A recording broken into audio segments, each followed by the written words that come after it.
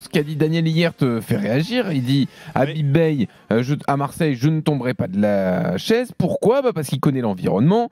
Dans la communication avec les joueurs, il sera bon. Dans la gestion du contexte aussi.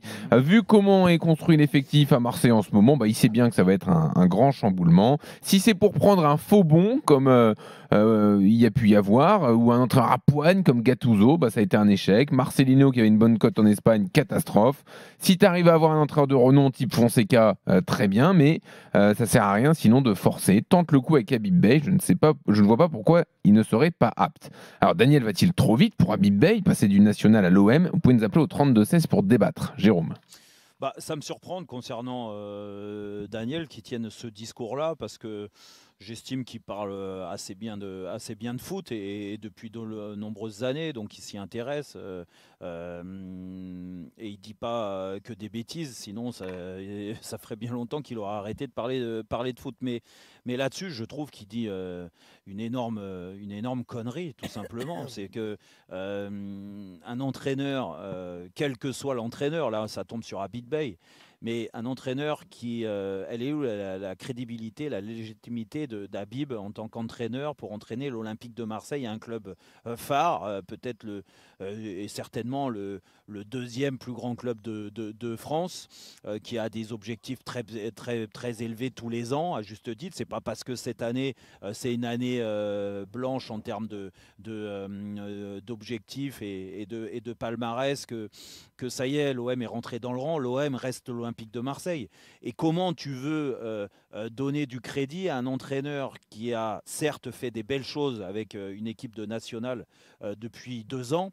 Il a réalisé une saison fantastique et ça montre aussi ses compétences à ce niveau-là. Il n'y a pas de problème. Et moi, c'est pas contre Habib Bey ma démarche. C'est juste que il y a des paliers à passer. Et on en avait parlé, on avait fait un fait entrer l'accusé là-dessus avec Jean-Michel, qui était là et qui lui a accusé Habib Bey de se tromper un peu dans sa communication.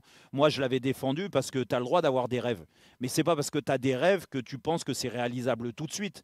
J'espère qu'il a conscience, Habib, et il n'y a pas de problème que aujourd'hui l'OM, c'est trop tôt. Et c'est trop tôt par rapport à plein de choses. Déjà parce que le club est en pleine reconstruction. L'année prochaine, il ne faudra pas se tromper sur le recrutement. Le recrutement, il est forcément fait avec l'identité de l'entraîneur. Alors même si l'entraîneur, il n'est pas là pour t'amener des joueurs personnellement, mais il donne des profils au directeur sportif qui est donc Mehdi Benatia et au président qui est pour l'instant Pablo Longoria.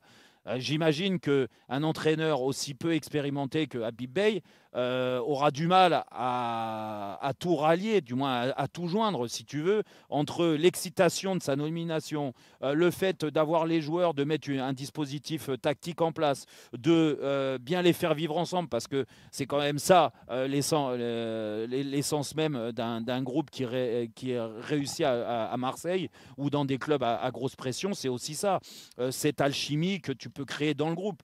Excuse-moi, on n'a aucune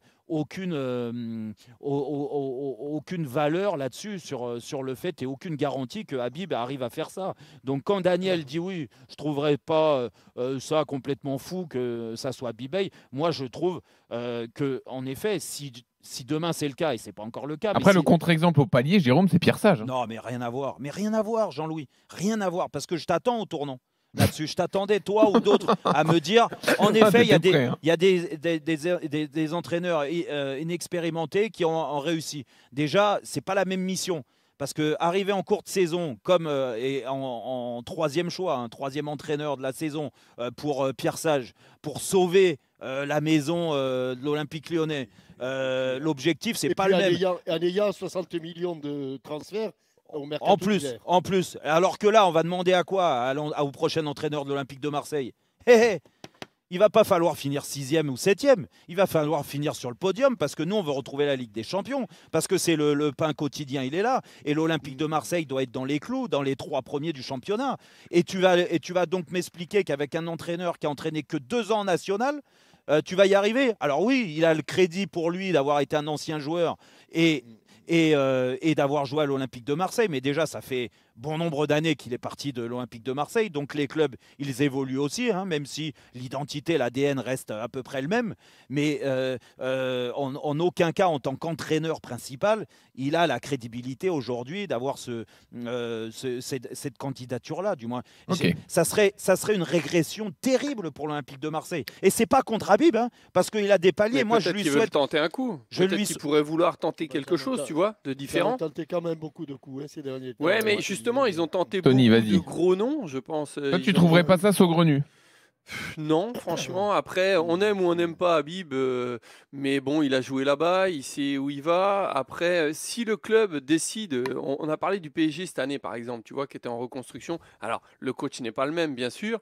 Il n'a pas la même crédibilité, comme vous le disiez, mais moi, je trouverais que si le club veut repartir sur quelque chose, une page blanche, et lui laisser un petit peu la possibilité de faire les choses, je trouverais pas Mais ça tu penses choquant, que on va dire. tu penses, Tony, qu'à Marseille, on te laisse parce que là, Marseille Non, veut t'as partir raison. sur un contrat de 3 Non, ans avec mais un c'est vrai. futur entraîneur.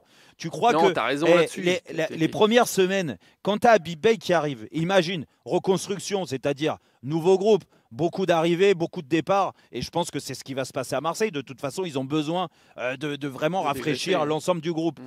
Ça peut mettre un peu de temps, tu vois, de se mettre en place. On l'a vu avec Marcelino, qui avait beaucoup de choses à faire en début d'année, avec une expérience qui est tout autre que celle d'Habib Bey, on est d'accord, Marcelino, tu as vu comment ça s'est fini? Mais au bout d'un mois, Et au bout pourquoi d'un mois, pas un tenter- entraîneur comme Habib Bey, Ouais. mais il Et explose pourquoi en pas plein tenter vol. Habib Bey avec Jean-Louis Gasset en adjoint? Ah bah non, il a pris sa retraite. Ouais, il a annoncé, c'est fini. Eh oui. c'est- Jean-Michel, Et- ce serait trop rapide pour Habib Bey? Ah, écoute, là, sur cette affaire-là, ma modestie légendaire dut-elle en souffrir, mon petit Jean-Louis. Oui. Je dois avouer que ma culture du football est assez limitée pour affirmer des choses pareilles. Je pense que aujourd'hui, l'Olympique de Marseille, dans la situation dans laquelle il se trouve, ne peut plus faire un pari. À moins que ce soit le pari mutuel urbain, le PMU, et qu'on fasse des paris. Mais moi, honnêtement, je pense que le temps des... J'ai entendu Tony qui dit « Ouais, ils peuvent faire un pari. » Ils en ont fait des paris et Eh oui. ils ont perdu. Oui, En tenter général- quelque chose, tu veux dire que c'est pas le moment. En général, Tony, Tony, au PMU, les joueurs, ils perdent plus qu'ils ne gagnent. Hein, Ah non, quand mais tu c'est fais sûr. quand tu fais des paris. Et, Je suis et- pas et joueur, dans ce moi, en métier, et dans ce métier, moi non plus, et dans ce métier, même les entraîneurs qui ont du vécu, qui ont eu des résultats, qui ont de l'expérience. Moi, je suis jamais sûr. On n'est jamais sûr. Tu peux mettre demain à l'Olympique de Marseille les plus grands entraîneurs. Il y en a certains qui sont libres. Jürgen Klopp, il est libre, non? Ouais. Mourinho, il est libre. Ouais. Évidemment que ça aurait de la gueule. Qui te dit que ça va marcher? Ah bah non, ça On on n'en est sait sûr rien. de rien. Ouais. On est sûr de Et rien. on leur donnera les moyens, eux. Même avec des entraîneurs expérimentés, tu n'es pas sûr du résultat. Donc, je pense quand même qu'aujourd'hui, l'Olympique de Marseille ne peut pas se payer le luxe de faire un pari aussi osé, de prendre un entraîneur qui fera son chemin, qui a fait déjà son chemin, mais qui, évidemment, entre le National au Red Star et le stade Bauer et le stade Vélodrome, il y a quand même des paliers qu'il me semble qu'on doit franchir, qu'on Bah, doit... surtout Jean-Michel. me semble-t-il. Donc, surtout à je vous le Marseille. dis... D'autant que la tendance, oui. la tendance, c'est un contrat de 3 ans pour le Mais nouvel non, mais c'est entraîneur. pour ça, Je vous le c'est dis pour en ça. tout cas- ouais, mais ça La- veut rien dire. Ça, c'est que dalle. Ça, Bah si, ça- quand même, ça mais en non, montre mais- beaucoup. Non, mais ça en montre le- beaucoup sur le mais fait Jérôme, qu'ils veulent Jérôme. enfin de la stabilité.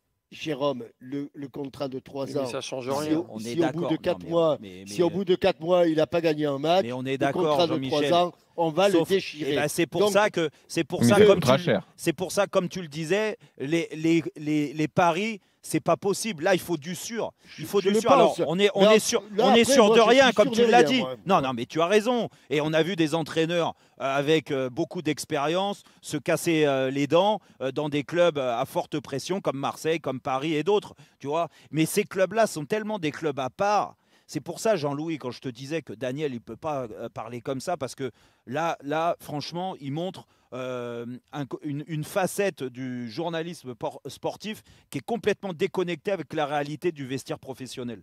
Et dans un club comme l'Olympique de Marseille, comme le Paris Saint-Germain, entre autres, hein, ces clubs-là, où il y a une pression qui est quotidienne, c'est pas parce que tu as été joueur que tu arriveras à la gérer, cette pression-là.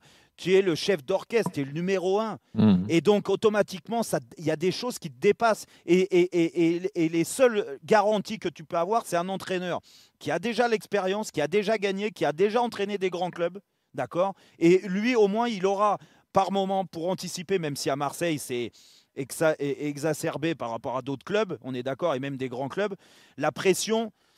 Bah, il va la prendre sur lui, et puis même si ça marche pas, il aura la communication qu'il faut. Là, tu prends trop de risques avec un jeune entraîneur, il va exploser en plein vol. Moi, je vous le dis. Moi.